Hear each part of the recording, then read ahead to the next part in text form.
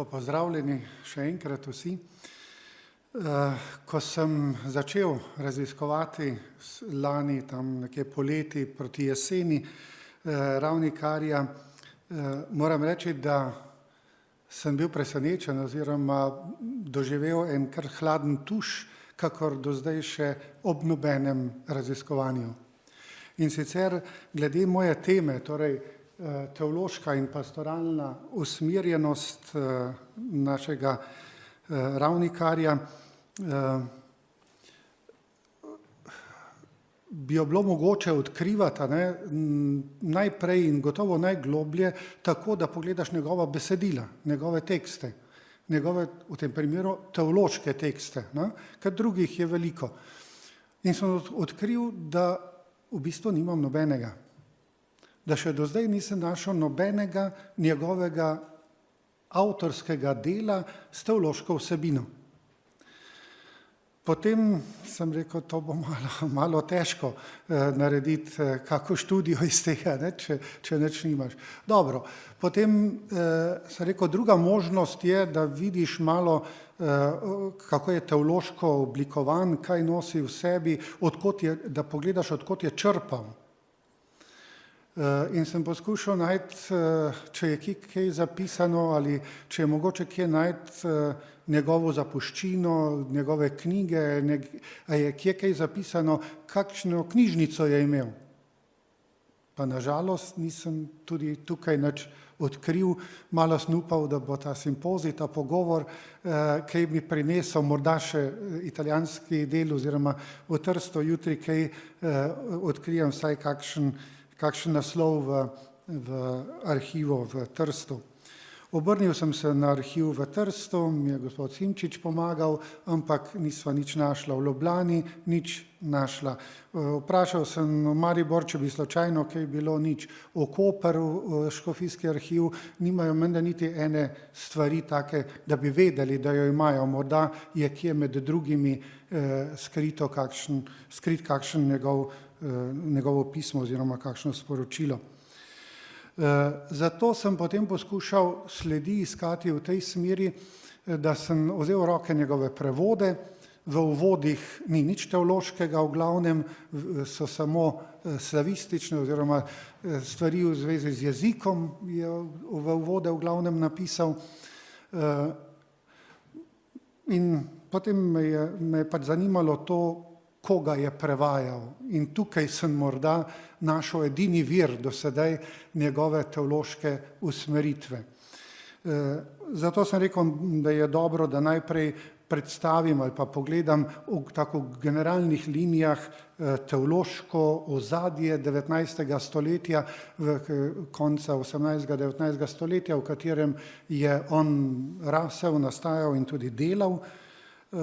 In potem poskušam poiskati, kakšne sledi, h kateremu krogu teh teologov ali teoloških šol bi ga lahko pripisal. Vemo, da je bilo konec 18. stoletja in 19. stoletje, da sta bila zelo razgibana, tudi v teološkem smislu zelo razgibana, da tu najdemo različne struje, ene bolj progresivne, če tako rečemo, ki so iskale neko novost tudi v teologiji in dejansko tudi prinašale novost v teologijo. Hkrati s tem so se pojavljale tudi struje, ki so želele to novost ali nek razvoj uvirati. Potem se je pojavilo tudi kakšno gibanje vrnitve nazaj prav v scholastično teologijo. Skratka, tu noter sem poskušal potem najti nekje tudi njega. Vemo, da je 19. stoletje tako mogoče v tem smislu, da je v 19. stoletju bila še vedno teologija pod močnim janzenističnim vplivom, to miselnostjo, kar smo že slišali, ki je predvsem tako bolj v ljudskem izročilu recimo ali pa jeziku rečeno poudarjala nekega strogega boga sodnika, ki predvsem kaznuje, ampak Drugi val ali pa druga smer teologije, drugi vplivi pa so bili takšni, ki so prikazovali Boga predvsem kot usmiljenega in ljubečega očeta. Se pravi, oboje hkrati imamo v 19. stoletju vključeno. Zlasti ta drugi vidik je na Slovenskem bil sorazmerno močno prisoten. Če vzamemo samo kot primer recimo Friderik Baraga in Slomšek, sta oba na nek način nosila ta vidik, te novosti, če hočete, tega pozitivnega gledanja na Boga v svojem sporočilu in v svojem delu. Jasno, da sta bila oba pod vplivom Dvoržakovega duha, ki je nekako z Dunaja vel po naših predelih in sicer predvsem preko špirituala v celovškem bogoslovju, ki je bil tega duha in ga je širil tudi med bogoslovci. Druga taka stvar morda, ki je pomembna, da je v tem smislu bila razlika, da je enzenistična smer bolj v teološkem smislu, tudi pastoralnem smislu, je nekako bila rigorozna tudi v smislu sakramentov, zlasti spovedi, bolj redko, obhajilo redko, medtem ko ta druga smer, ki sem jo omenil, pa je zopet dala nekako velik pomen redni spovedi. To je bila ena novost in tukaj so se pojavljale tudi napetosti. Tako v 19. stoletju lahko rečemo, da je bila cerkev tudi dokaj marijansko usmerjena, saj vemo, da je bilo cel kup prikazovan v 19. stoletju in pa tudi razglašena dogma o Marijinem brezmadežnem spočetju v 1854. leta. Tako sem nekako iskal, da bi tudi pri Ravnikarju našel kaj teh elementov, pa pravim, nažalost, prav njegovih besedil nisem mogel odkriti. To, kar pa mi je bilo recimo zelo zanimivo, je bilo to, da je v tem konglomeratu in tej pisanosti recimo od ultramontanizma, galikanizma, potem tudi nekako s poudarkom krepitve centralizacije na področju cerkvene uprave in učiteljstva, kar je nekako bil odziv na novo družbeno dejstvo, da je cerkev pričela občutno izgubljati vpliv na civilnem področju, da so istočasno se pojavili krogi nekako proti tej centralizaciji z močno po eni strani katoliško restauracijo, ampak z malo drugačnimi poudarki, recimo središčem v Münstru, Münchnu, na Dunaju, Würzburgu.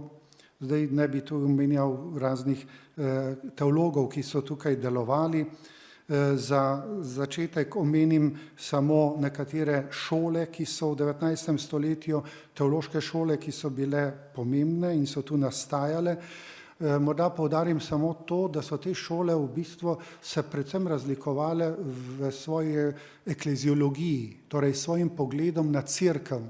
Ali ohranjajo neko statično podobo cerkve in s tem tudi statično podobo teologije, torej teologija kot jasne verske resnice, ali pa pojmujejo cerkev kot nekatere od teh šol ali pa nekatere struje znotraj teh šol kot nekaj dinamičnega, kot organizem, recimo, kar že dolgo v teologiji ni nastopalo cerkev kot organizem, kot nekaj živega, kar animira in giblje Sveti Duh.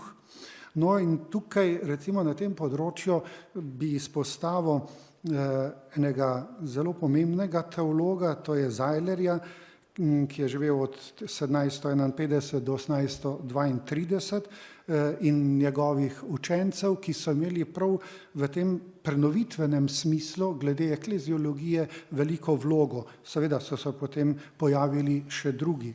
Zakaj bi zdaj izpostavil samo Zeilerja?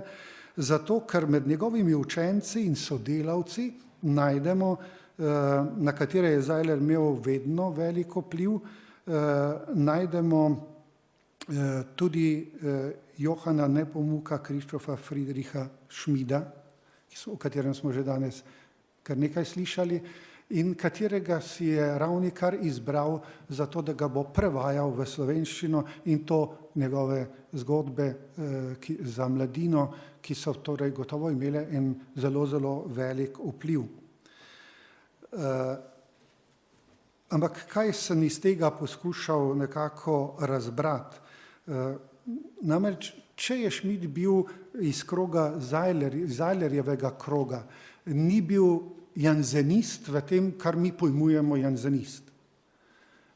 Ampak je bil res nekako prosvetljeni katolik, bi lahko rekli, podobno, kakor vidimo lahko za Slomška, ga tudi lahko imenujemo katoliškega prosvetljenca. Torej, s prosvetljensko metodo nekako delovati na področju pastorale in tudi teologije, konec koncev. In ko smo že večkrat slišali in izpostavljali, da se Ravnikar imenuje ali pa ga označujejo kot janzenista, zato sem tudi prej vprašal malo, če kdo ve, kakšno vsebino je Kopitar dal tej oznaki Ravnikarja. Jaz iz tega, kar sem razbral, da si je izbral takšnega avtorja za prevajanje, ne morem reči, da bi teološko spadal med janzeniste.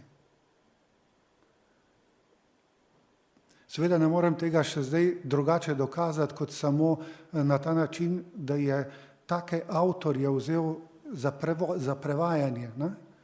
Ampak vendar to, katerega avtorja ti izbereš za prevod, verjetno nekaj o tebi pove. Gotovo so bile tudi kakšne druge možnosti, da bi kakšne druge avtorje vzel za prevod. Ampak je vzel torej nekoga, ki je bil v takratnem teološkem pomenu pravzaprav zelo napreden.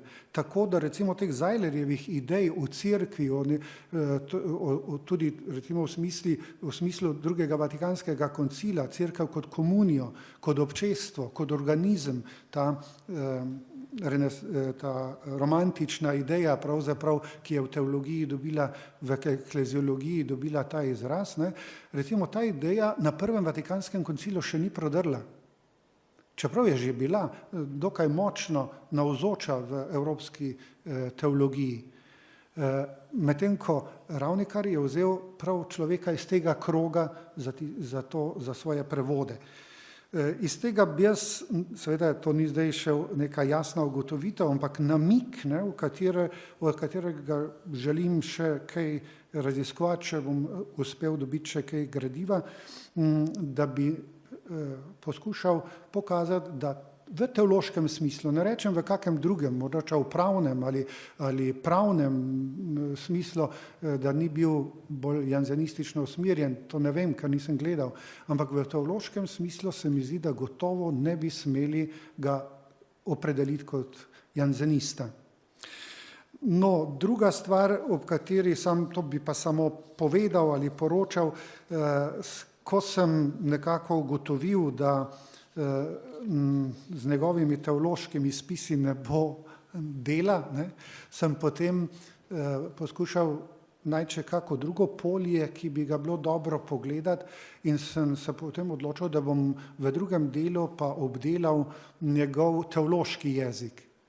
Kakorkoli gledamo, dejansko do 19. stoletja v slovenščini še nismo imeli nekega izoblikovanega teološkega jezika. Kakor smo prej slišali, da tudi v slovenščini je marsikaj nastalo v 19. stoletju, tako je tudi teološki jezik nastajal tako v tem pravem pomenu besede najmočneje v 19. stoletju in seveda potem naprej tudi v 20.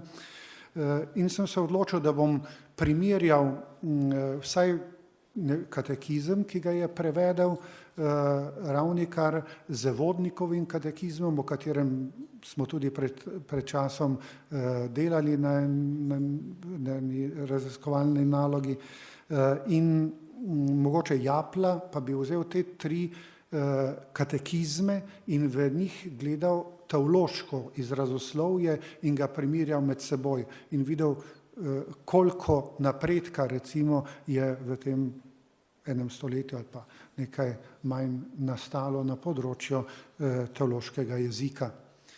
Tega sem se že lotil, nimam pa kaj tako veliko, bi lahko rekli, naretega, da bi lahko vas zdaj seznanjal s kakšnimi spoznanji. Morda samo en primer, recimo Vodnik je za ustno izročilo uporabil izraz ustni vuk, medtem ko Ravnikar besedno izročilo. To je že tako en napredek glede tudi na današnje izrazoslovje na tem področju. In v tej smeri bom nekaj še poskušal nadaljevati. Tako, hvala. Jaz upam, da nisem bil predolg.